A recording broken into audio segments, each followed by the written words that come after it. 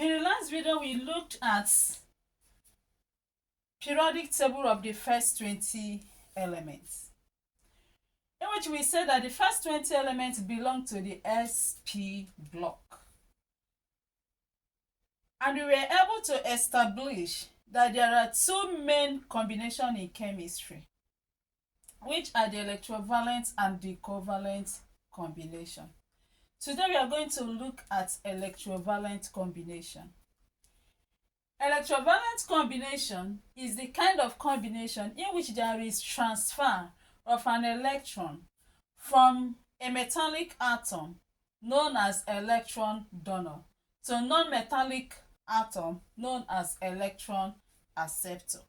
Remember that we said that in the periodic table, as you move from the left to the right, the metallic character is decreasing. That is, as you move from group 1 across the period to group 8, the metallic characteristics is decreasing, while non-metallic characteristics is increasing.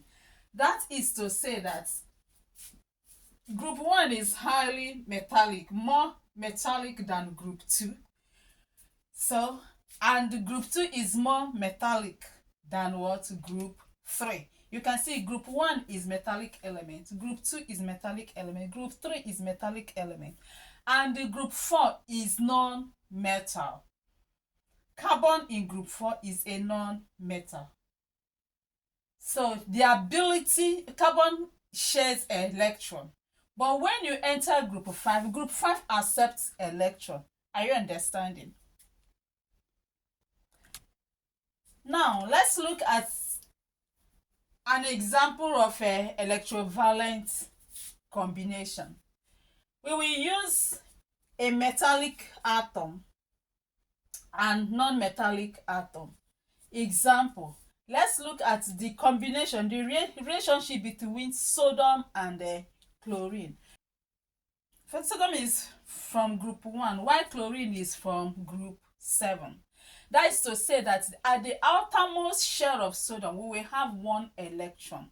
And at the outermost shell of chlorine, we will have 7 electrons. You can see we have, this is sodium atom, where we have hydrogen, helium, lithium, barium, boron, carbon, nitrogen, oxygen, fluorine, neon, sodium. Then here we have, this is the atomic shell of chlorine. Hydrogen, helium, lithium, beryllium, boron, carbon, nitrogen, oxygen, fluorine, neon, sodium, magnesium, aluminium, silicon, phosphorus, sulfur, chlorine.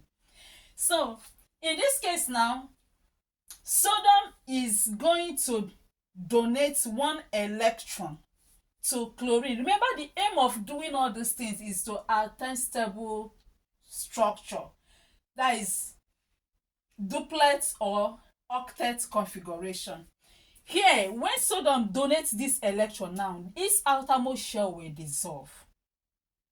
And when chlorine accepts this electron, it will attain octet configuration. And sodium also, by donating its electron, will attain octet configuration, because when the outermost electron dissolves, the remaining one will be octet. Are you understanding? Now, let's look at the electronic configuration of sodium before the relationship. We can see that this is S1s2, 2s2, 2p6, and 3s1. So if you add up this, 2 plus 2 plus 6 is 10, plus 1, 11, and there are 11 electrons here.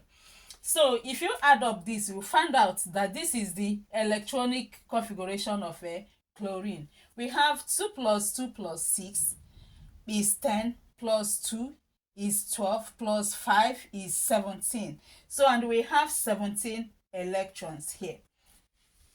Okay, when this sodium now donates the electron to the chlorine, the outermost shell will dissolve, and this will become the atomic shell of sodium ion. Remember, we said that when the atom give out an electron, it will become what? Ion. Then when the other one receives, it will carry negative charge and will become what? Negative ion. Here, the positive ions are called the cations, while the negative ions are called the anions. So, sodium having donated one electron, the atomic shell has dissolved and it carries one positive charge because it donated one electron.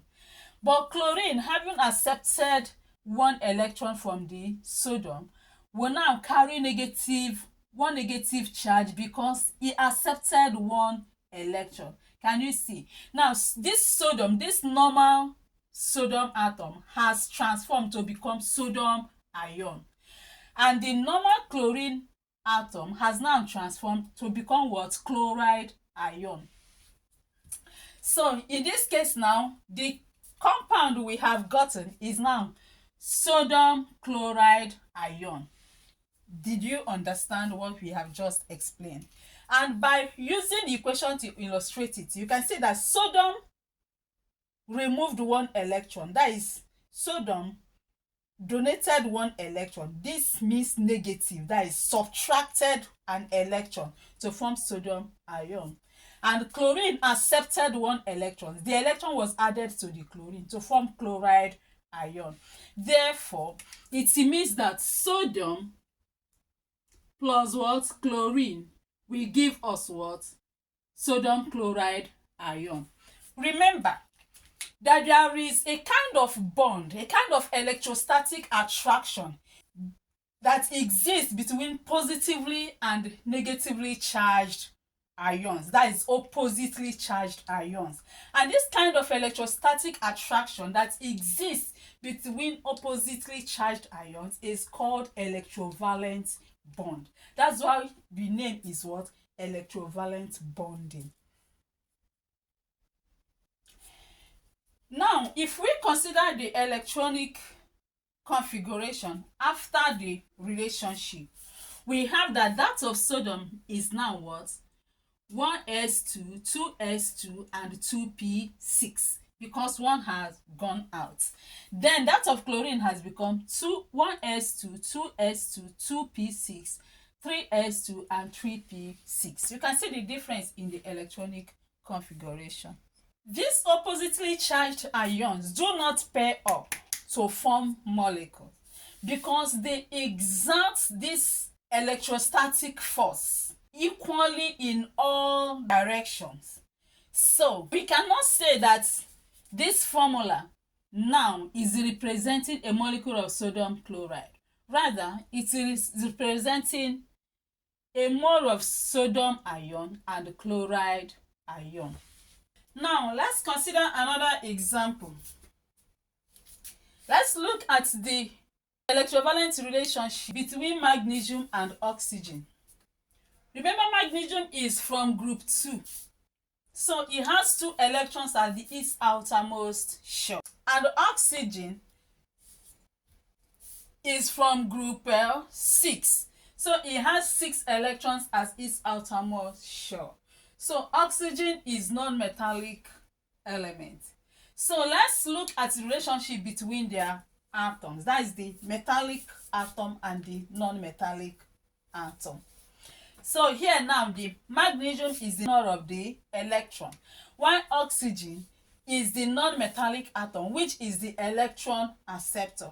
You can see that here, it's easier for magnesium to donate its 2 electrons so that it will attain octet. And when oxygen accepts these 2 electrons from the magnesium, it will attain also octet. So using equation, we can see magnesium removed 2 electrons to form magnesium ion. Because it removed 2 electrons, that is why it's carrying +2 charges. That is 2 plus. And oxygen accepted. You can see you added 2 electrons to the oxygen. It accepted 2 electrons. And that is the reason why it's carrying 2 negative. That is 2 negative charges. Now, it means that the whole of this plus the whole of this will give us this and that. I hope this is clear. Okay. Look at the structure of their shells before and after the combination. You can see that the outermost shell here has dissolved, and this is now what is remaining. Magnesium has attained octet. Oxygen haven't accepted the 2 electrons. These are the electrons from the magnesium. You can see it was shaded to indicate that it does not belong to oxygen. So, and by accepting these 2 electrons, oxygen also was able to attain stable configuration, that is octet configuration, and become what? Oxide ion. So we can see magnesium plus oxygen to form magnesium ion and oxide ion. Let's consider the electrovalent combination between magnesium and chlorine. Magnesium, as we have seen, has 2 electrons at its outermost shell, and chlorine has what? 7 electrons at its outermost shell. Magnesium have to attain octet configuration by removing 2 electrons. But you see that one chlorine cannot accept 2 electrons because chlorine only needed 1 electron to attain its own octet. In this case now, what would they do? They have to liaise and understand each other. Magnesium will be like, okay, chlorine, okay, I cannot give you 1, so you attain your octet stable configuration. I can live as a rich and I will still remain poor, because if I remove 1, it means my problem is not solved. So what you have to do is to call your sibling. Let your sister come. So I will give you 1 and your sister will collect 1. So you will live rich, your sister will live rich, and I also will live rich. Can you see? And that's the reason why chlorine came in 2. So this is 1 chlorine and this is another chlorine. So one will accept 1 electron from the magnesium and the other will accept 1 electron from the magnesium. So magnesium will attain octets by its outermost shell dissolving, while the 2 chlorines will also attain their octets. So magnesium will now become magnesium ion, and the 2 chlorines become chloride ions. Now let's look at what happens to their atomic shell after the combination. You can see that this has dissolved, showing that magnesium has attained octet. And these are the 2 electrons that were donated by magnesium to the chlorine. So using equation to represent this, what actually happened? Can you do that? Just pause the video and try to write the equation. Now look at this. Magnesium removed, right? Removed electron. That's why we say magnesium. And you removed how many electrons? 2 electrons. Magnesium removed 2 electrons to form magnesium ion. And how many chlorine came? 2 atoms of a chlorine. Each one accepted 1 electron, making it was 2 electrons that they accepted to form what? 2 chloride ion. Remember, we have 1 chloride ion, 1 chloride ion. Just as we will say 1 mango plus 1 mango will give you 2 mangoes. Chloride ion plus chloride ion will give us what? 2 chloride ions. So in a nutshell, we have that this plus this will give us this. Okay? So, and therefore, it means that magnesium plus 2 atoms of a chlorine will give us what? Magnesium ion and 2 chloride ions. Now, let's consider some characteristics of electrovalent compound. From all that we have done now, the result of electrovalent bonding between metallic atom and non-metallic atom is always ionic compound. That is electrovalent compound. So another name for electrovalent compound is ionic compound. We always get compounds that are ionic, that is positively and negatively charged. Okay, and when we were explaining this, we said that there is a strong electrostatic attraction that exists between oppositely charged ions. And because of this strong electrostatic attraction, the ionic compound used to be hard. They have high melting and boiling points. They are hard and brittle. So it means that when force is applied on such kind of compound, it will not change the shape of the compound. Rather, it can result to the breaking or the fracturing of the compound, but not to change its shape. To break the bond between these ions, high energy is needed, and that's why we say that it has high boiling points. Also, when we add this compound in water, some of them dissolves easily because the bond will weaken and the water molecule will associate itself around the ions, thereby getting them hydrated. In this case, there is large amount of energy needed to break the bond, and so equally large amount of energy is released during hydration. That is when you add them in water. Though there are some of them that are not very soluble in water. Something like magnesium oxide is not that soluble in water. Sodium chloride is very soluble in water because the energy liberated during hydration is greater than energy that is needed to break the bond between, that is the electrostatic bond between the ions. In a situation where the energy needed to break the bond is greater than the energy liberated when during their hydration, it means that the compound will not be that soluble in water. But in a situation where the hydration energy, that is the energy liberated during hydration, is greater than the energy needed to break the bond, it means that it will be very soluble in water. So most ionic compounds are soluble in water. The reason is that if the energy needed to break the bond is greater than energy liberated during hydration of the ion, it means that there will not be enough energy to bring about the dissolution of the compound. Substance that conducts electricity in liquid or in its molten state is known as electrolytes. You can see that ionic compound consists of ions, not molecule, and the ions are free to move. So this conducts electricity. Remember the definition of what? Electricity. Electric current is the flow of charge around what? Circuit. And since these charges, charged ions, that is positive and negatively charged ions, are free to move.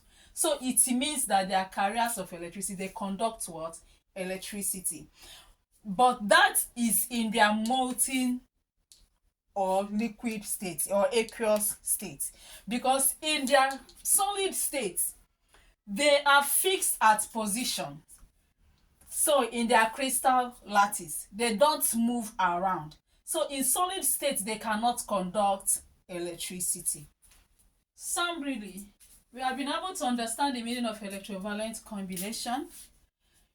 To use atomic shell to identify the kind of bond that exists between ionic compound.